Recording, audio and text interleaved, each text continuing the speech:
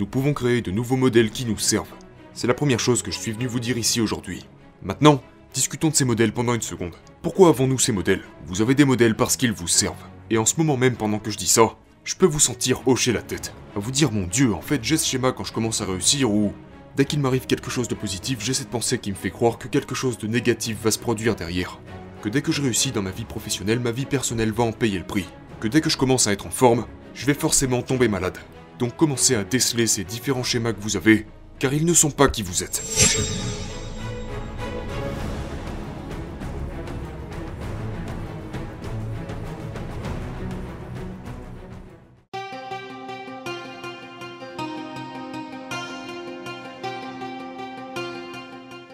Bienvenue tout le monde, je suis Ed Milet, et aujourd'hui nous allons parler de modèles. Oui, chaque être humain a comme un logiciel dans son propre esprit. Et c'est lui qui exécute ses modèles de comportement, ses modèles de pensée, ses modèles de langage, ses modèles de performance. Et la plupart de ces modèles se déroulent dans nos vies sans que nous en soyons vraiment conscients. Et ils nous volent notre capacité à être plus heureux, plus joyeux, à fonctionner au plus haut niveau, à nous engager avec les gens de la meilleure manière. Et il crée souvent dans notre vie une certaine déconnexion entre nos croyances et notre comportement. Nous appelons ça des dissonances cognitives. C'est quand nous croyons une chose mais que nous nous comportons différemment. Et c'est dû au fait que souvent nos schémas l'emportent sur nos pensées. Le truc c'est que si nous prenons simplement conscience que nous avons ces schémas, et que nous commençons à les évaluer et à en être conscients, nous pourrons alors les identifier lorsqu'ils surgiront, et nous pourrons les surmonter. Nous pouvons créer de nouveaux modèles qui nous servent. C'est la première chose que je suis venu vous dire ici aujourd'hui. C'est que vous exécutez une série de schémas dans votre vie. Vous avez un modèle de comportement, vous avez un modèle de production de résultats, etc. Et vous avez eu certains stimulus qui ont créé ces schémas. Et à moins que vous ne commenciez à les évaluer et à en être conscient lorsqu'ils se produisent, ces schémas commenceront vraiment à prendre le contrôle de vos vies. Au moment où je dis ça, vous pouvez être en train d'hocher la tête. C'est votre conscience qui parle. Mais lorsque vous tombez dans ces schémas de « quand quelque chose se passe, je commence à penser d'une certaine manière », cela crée en vous certaines pensées qui déclenchent certains comportements, et vous répétez la même histoire. Ou si j'ai un désaccord avec quelqu'un, un schéma se déclenche. Si j'échoue, un certain schéma se déclenche. Si je réussis, un certain schéma se déclenche. Et donc si nous prenons conscience de ces choses, nous pouvons assimiler ça à une révolution dans nos vies. Je pense que ce que je suis en train de vous dire aujourd'hui pourrait être l'une des choses les plus puissantes que je ne vous ai jamais présentées, qui revient à prendre conscience de ce que sont certains de ces modèles. Maintenant, avant d'aborder ceci, je vais parler un peu de ce que vous voulez vraiment. Vous savez, souvent dans la vie, nous aimerions juste choisir les émotions que nous ressentons. Et c'est une chose que nous avons déjà beaucoup abordée. En fait, la plupart du temps dans nos vies, nous pensons que nous sommes nos émotions. Et donc la première chose que je vous demande de faire est de commencer à utiliser le pouvoir de vos choix. Oui, vous pouvez choisir votre vie, vous pouvez choisir ce que vous ressentez. Ne cherchez pas à contrôler ce que les autres personnes pensent, parce que nous faisons tous face à cette illusion. Nous avons du contrôle seulement sur ce que nous ressentons. Nous contrôlons ce que nous faisons, et nous devons arrêter de chercher à contrôler ce que les autres disent ou pensent. Et je vous dis ça parce que je suis quelqu'un comme vous. Je lutte moi-même avec mes propres schémas. J'ai certains schémas qui me servent, mais d'autres qui me desservent. Et je m'engage parfois dans des pensées qui ne créent pas les bonnes émotions pour moi, qui ne me servent pas. Je sais ce que c'est que d'être frustré, en colère, déprimé, abattu, perdu, craintif et inquiet. Mais l'inquiétude est la plus présente pour moi. J'aime tomber dans le schéma de l'inquiétude quand certaines circonstances commencent à se produire. Cela active un déclencheur et un schéma en moi d'un homme qui aime s'inquiéter. Et donc je vous donne ces outils et ces ressources parce que ce sont des choses avec lesquelles je lutte également. Mais j'ai été capable de les surmonter simplement en prenant conscience et en faisant un choix. Donc la première chose est le pouvoir de choisir. Répétez cette phrase après moi. Je choisis d'être heureux plutôt que vide. L'une des émotions que je vous mets au défi de vivre davantage dans votre vie est le bonheur. Vous savez, nous sommes la moyenne des 5 émotions que nous ressentons le plus.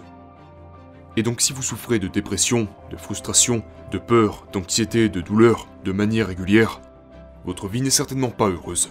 Votre vie n'est certainement pas une expérience plaisante à vivre. Maintenant, si dans votre vie vous expérimentez le bonheur, l'accomplissement, l'extase, que vous êtes joyeux, que vous contribuez, que vous êtes reconnaissant, que votre vie a du sens, vous aurez une vie totalement différente.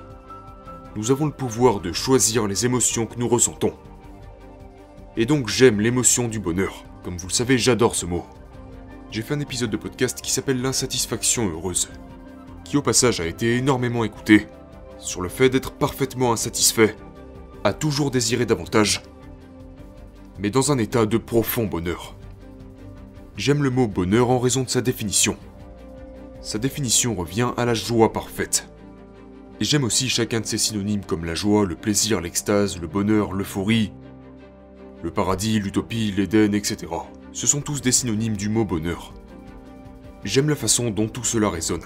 Et l'antonyme du bonheur selon Webster, c'est la misère. Et c'est la dernière chose que nous voulons ressentir.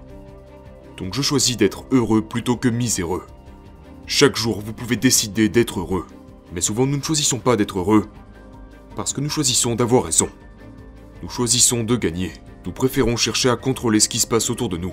Nous choisissons de contrôler. Nous faisons des choix pour essayer d'éprouver d'autres émotions. Sauf que toutes ces autres émotions sont généralement à l'extérieur de notre contrôle. Gagner est hors de notre contrôle. Dominer est hors de notre contrôle. Toutes ces choses sont des choses que nous ne pouvons pas contrôler. Et pourtant nous les choisissons à la place du bonheur. Et au passage, ne pas faire de choix est un choix. Ne pas décider est une décision. Et si vous ne choisissez pas consciemment de ressentir les émotions que vous voulez, eh bien vous choisissez de ne pas contrôler vos émotions. Pour moi, le bonheur est très important. La joie est très importante. La paix est très importante. La contribution est très importante. Quelles sont les 5 émotions que, si vous pouviez les choisir, dicteraient la majeure partie de vos journées?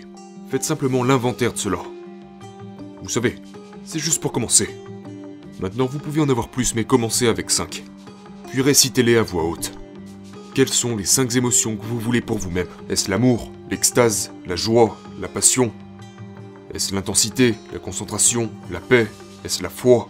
Quelles sont les 5 émotions que vous choisiriez si je vous annonçais que vous pouvez les déclencher à votre guise? Et lorsque vous commencez à prendre conscience de ça, vous avez déjà dépassé 99,9% du monde qui ne fait que répondre et réagir et suivre leur schéma du passé la plupart du temps.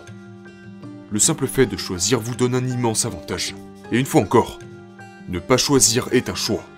Ne pas choisir vos émotions revient à laisser vos émotions choisir. Ainsi que laisser tous les gens autour de vous vous influencer. Ne pas décider revient à décider de n'avoir aucun contrôle sur votre vie. Alors décidez-vous. Je préfère être heureux que vide. Je préfère être joyeux que vide. Je préfère être paisible que vide. Alors, qu'est-ce que vous choisissez? Maintenant, discutons de ces modèles pendant une seconde. Pourquoi avons-nous ces modèles? Vous avez des modèles parce qu'ils vous servent. Il y a un gain à chaque modèle. Maintenant, l'un de mes propres schémas est que je sombre souvent dans l'inquiétude, ce qui me rend toujours très mécontent. Comment ça pourrait être une récompense pour moi? C'est une récompense pour vous parce que c'est prévisible. Vos schémas deviennent votre maison mentale. C'est pour cela que aucun de vos schémas n'est là par hasard. Quand les choses ne vont pas dans mon sens, je deviens combatif, je deviens argumentatif. C'est un de mes schémas. Et puis ensuite, je me retrouve avec un désaccord dans ma relation et je me mets à dire des choses que je ne pense pas. Maintenant, vous me direz où est la récompense là-dedans? Il y a une récompense parce que cela vous donne ce que vous voulez. Même si vous n'en êtes pas conscient, ça vous sort de la conversation. Ça vous fait peut-être fuir vos propres responsabilités. Cela vous détache temporairement de vos responsabilités et vous ne regardez pas le problème en face, ce qui vous met dans une situation très confortable. Mais je vous promets que chaque modèle que vous avez, les bons comme les mauvais, vous les avez parce que vous en tirez quelque chose. Ainsi, la clé d'une vie plus heureuse, la clé d'une vie plus accomplie est d'évaluer nos habitudes. Et lorsque nous les voyons se produire, nous devons commencer à en sortir et en créer de nouvelles qui nous servent. Et donc, quels sont certains des modèles que vous avez qui ne vous servent pas? Ainsi, par exemple, lorsqu'une situation difficile se présente, quel est votre choix de modèle? Dans quelle sorte de modèle êtes-vous plus ingénieux? Plus concentré? Ou dans quel modèle êtes-vous plutôt craintif et inquiet? À vous trouver des excuses lorsque vous vous disputez avec un être cher. Quel est votre modèle? Avez-vous tendance à devenir combatif? Est-ce que vous parlez plus que vous n'écoutez? Comment votre modèle se manifeste-t-il? Vous comprenez ce que je dis? Quand l'adversité se manifeste, quand quelqu'un vous rabaisse, quand vous faites face à un haters, dans quel mode de schéma vous lancez-vous généralement? Commencez-vous à répéter d'autres pensées négatives? Rejouez-vous des scènes dans votre esprit? Est-ce que vous commencez à chercher d'autres personnes qui vous ont dit la même chose négative dans le passé? Ou d'autres pensées que vous avez de vous-même qui vous rabaissent? Souvent nous commençons à empiler ces pensées négatives, et c'est ce qui déclenche ces modèles que nous exécutons encore et encore. Nous commençons à penser à un autre moment embarrassant, à une autre personne qui nous a rabaissé dans le passé. Nous commençons à créer d'autres pensées négatives et nous empilons toutes ces choses les unes sur les autres. Et vous vous demandez sûrement, mais comment tirons-nous une récompense de cela? Eh bien parce que c'est ce à quoi vous êtes habitué. Cela vous rapporte en vous rassurant. T'as raison, t'es un perdant. T'as raison, tu ne vas pas gagner. Parce que devinez quoi, vous n'avez plus à faire le vrai travail. Parce que de toute façon, vous n'avez jamais gagné, alors à quoi bon? Et votre esprit vous rappelle que vous êtes cette personne terriblement mal préparée. Et c'est ça votre récompense. Et donc vous avez ces modèles. Maintenant, certaines personnes ont des modèles qui les avantagent. Certaines personnes, quand elles activent leur modèle, elles commencent à retrouver le moral, elles commencent à redevenir calmes, elles commencent à se nourrir de pensées positives, parce que ces personnes sont conscientes et elles commencent donc à entrer dans un mode émotionnel positif et hyper productif. Pour certaines personnes, lorsque l'adversité les frappe, elles entrent en mode panique et commencent à penser à toutes les choses qui pourraient aller de moins en moins et de moins en moins bien.